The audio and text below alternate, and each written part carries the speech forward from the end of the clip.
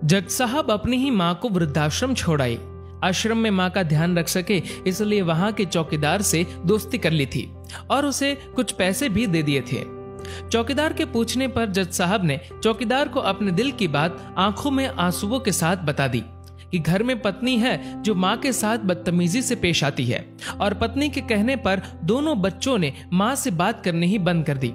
माँ को अकेलापन लगने लगा और इन सब वजहों से दिन भर रोती रहती थी, इसीलिए उसे आश्रम छोड़ने के लिए आ गए।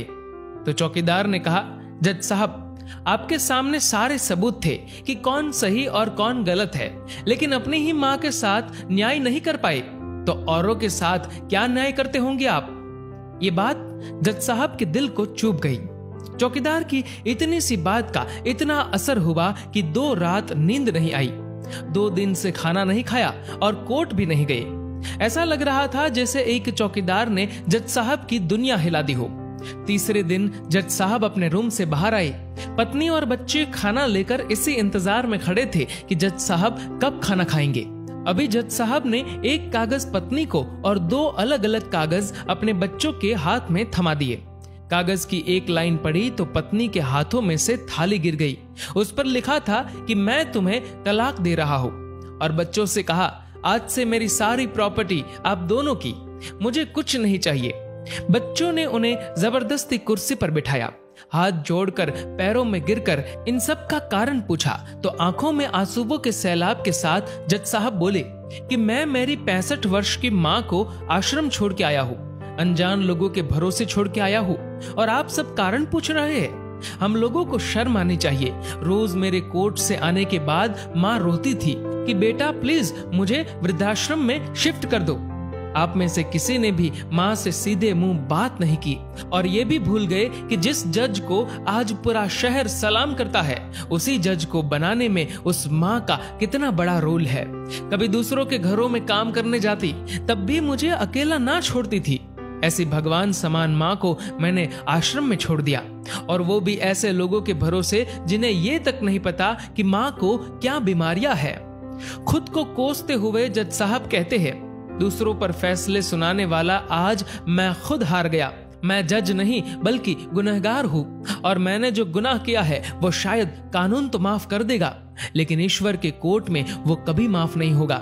ये कहते हुए जज साहब बोले कि अब मैं अपने पापों का प्रायश्चित करने जा रहा हूँ। मैंने अपना सब कुछ आप लोगों को सौंप दिया है और अब अपनी माँ के साथ आश्रम में रहूंगा और उनकी सेवा करूंगा। पत्नी से जज साहब ने कहा कि याद रखना, आज तुमने उस माँ को आश्रम भिजवाया, तुम भी एक माँ हो, कल तुम्हें भी कोई आश्रम भेजेगी, तब तुम्हें मेरे इन शब्दों का अर्थ सही मायने में समझ आएगा। ये बोलकर जज साहब आश्रम के लिए चल दिए। आधी रात को चौकीदार भी जज साहब को देखकर चौंक गया। आश्रम के अंदर दाखिल हुए तो देखा माँ सो रही थी। करीब जाकर देखा तो पूरे परिवार की तस्वीर से लिपटकर रोते हुए माँ सो गई थी। आश्रम का प्रशासन भी जाग गया, क्योंकि पीछे पीछे पत्नी और बच्चे भी आ गए थे। उन्हें यह एहसास हो गया था कि उन्होंने क्या पाप किया है।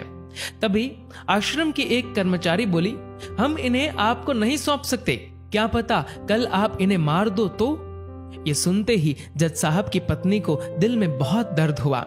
वो बोल उठी कि मैडम जी, शायद हमारे हाथों बहुत बड़ा पाप हुआ है, मानते हैं, लेकिन अब हम इन्हें मारने नहीं, इन्हें एक नया जीवन देने आए हैं। आश्रम के सभी बुजुर्गों की आंखों में आंसू थे, सब के सब रो पड़े। खुशी के आंसुओं के साथ माँ को घर ले आए।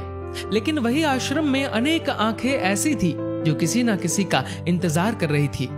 माँ, तेरा कर्ज मुझसे अदा क्या होगा, तू अगर नाराज है तो खुश मुझसे खुदा क्या होगा। दोस्तों, इस कहानी को लेकर आपकी क्या राय है, नीचे कमेंट करके जरूर बताएगा।